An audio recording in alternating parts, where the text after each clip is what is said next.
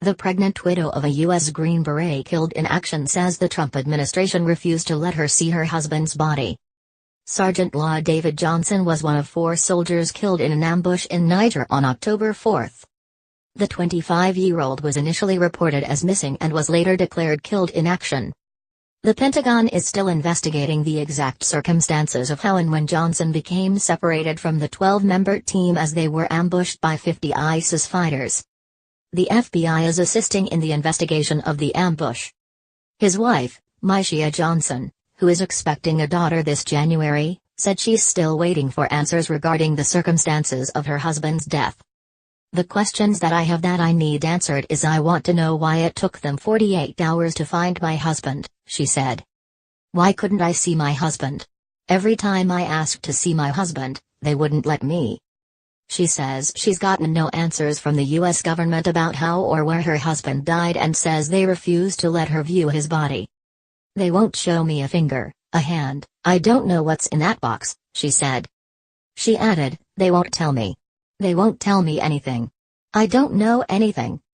The top U.S. military officer sought to quell criticism the Pentagon had not been forthcoming about the Niger ambush at a press conference on Monday. General Joseph Dunford provided a timeline of the incident and acknowledging unanswered questions remained. The chairman of the U.S. military's Joint Chiefs of Staff said the United States Africa Command was conducting an investigation into the attack.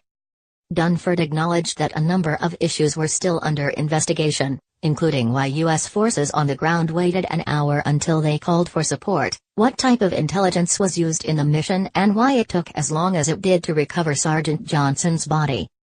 Dunford said, "There has been a lot of speculation about the operation in Niger and there's a perception that the Department of Defense has not been forthcoming, and I thought it would be helpful for me to personally clarify to you what we know today, and to outline what we hope to find out in the ongoing investigation."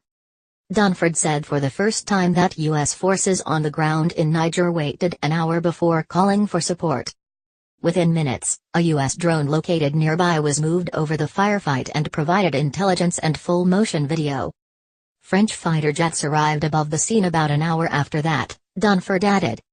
"It is important to note that when they didn't ask for support for that first hour, my judgment would be that that unit thought they could handle the situation without additional support," Dunford said. The French fighters did not drop bombs when they arrived, something Dunford said was under investigation.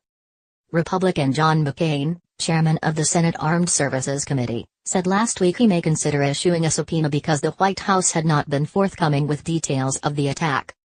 The attack threw a spotlight on the little-known counter-terrorism mission in the West African country, which has about 800 U.S. troops, out of a total of 6,000 U.S. troops in Africa.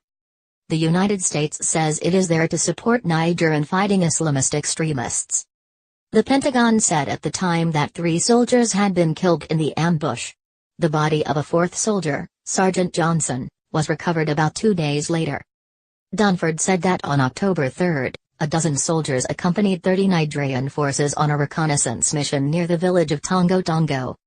After spending the night near the village, the forces were moving back to their base when they came under attack from about 50 enemy fighters, who appeared to be from a local Islamic State affiliate. The militants attacked with small arms and rocket-propelled grenades, Dunford said. "It was planned as a reconnaissance mission," Dunford said. "What happened after they began to execute, in other words, did the mission change? That is one of the questions that's being asked." The mission had been seen as a relatively lower-risk endeavor for elite U.S. commandos and there was no armed air cover at the time that could carry out airstrikes if necessary. He added there was no indication the soldiers had taken too many risks. "I don't have any indication right now to believe or to know that they did anything other than operate within the orders they were given," Dunford said. U.S. forces were conducting normal operations in Niger again and the plan was for them to continue to train and advise local partners. Dunford said there had been no discussions about increasing U.S. troops. Mrs. Johnson broke her silence on Monday to tell how she was left more upset when Donald Trump called and struggled to remember his name. Immediately after she spoke, the U.S. president is back denying her claim, tweeting he remembered her husband without hesitation. Trump has been in a war of words over his handling of Sergeant Johnson's death after he is said to have told his widow he knew what he signed up for. The U.S. leader denied the claim made by Florida Congresswoman Frederica Wilson, who said she heard the conversation as it was held on speakerphone while she was in a car at the time. But now the widow has said it is true. Mrs. Johnson, of Miami Gardens, Florida, confirmed, whatever Miss Wilson said was not fabricated. What she said was 100% correct. Within minutes of the interview being broadcast, Trump took to Twitter to rubbish Mrs. Johnson's claims. "I had a very respectful conversation with the widow of Sergeant Law David Johnson, and spoke his name from beginning, without hesitation," he wrote. At the time of the call last week, Mrs. Johnson was on her way to meet her husband's body at Dover Air Force Base in Miami with her aunt, her uncle, Wilson, and a master sergeant.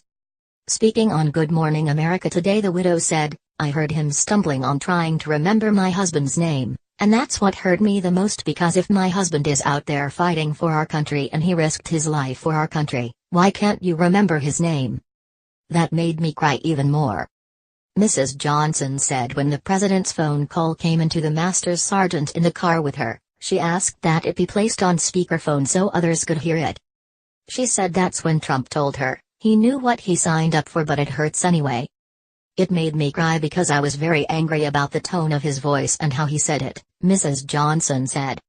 "He couldn't remember my husband's name. The only way he remembered my husband's name was because he told me he had my husband's report in front of him, and that's when he actually said, 'La David.'" Asked if she had anything to say to the president, Mrs. Johnson said, "No. I don't have nothing to say to him." Previously, Trump has denied being disrespectful, hitting back at Wilson by calling her wacky and tweeting that the congresswoman totally fabricated the conversation.